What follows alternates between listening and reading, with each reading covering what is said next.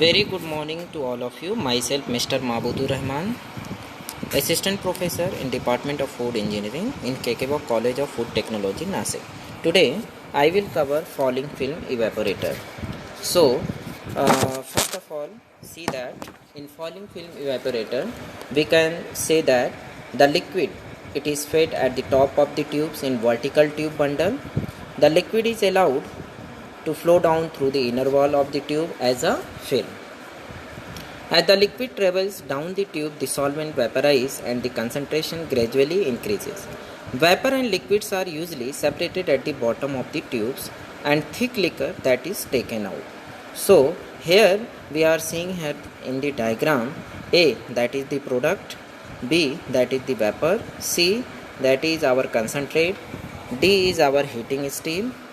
Number 1, that is the head, second one is the calandria, third one is the calandria lower part, and fourth one is the mixing channel, and fifth one is vapor separator.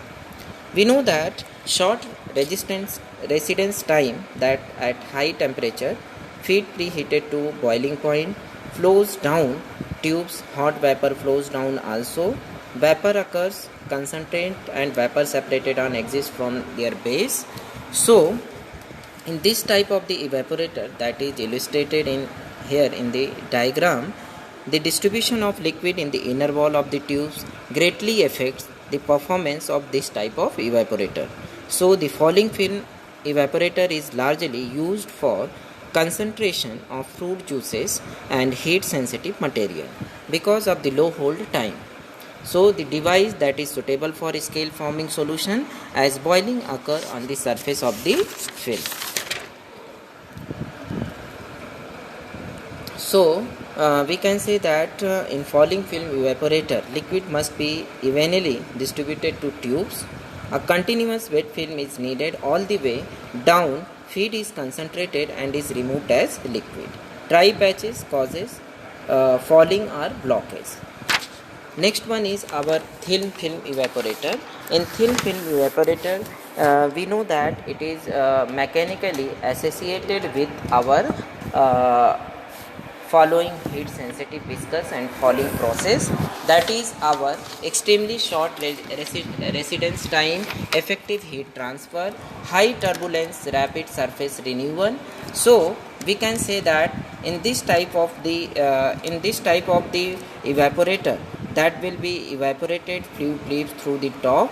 So here the diagram we are seeing that the thin film evaporator, that will be the concentrated with feed and the product flow from upper to lower.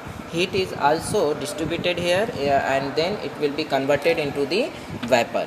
So that we can say that falling film evaporator, that will be the continuous and number of the advantages, so that over their flooded evaporator counterparts. So they require a large charge as the entire shell, and in the case of horizontal evaporators, so are all the types. In the cases of a vertical evaporator, need not be filled with the liquid as a thin film. So now used to cover the surfaces. So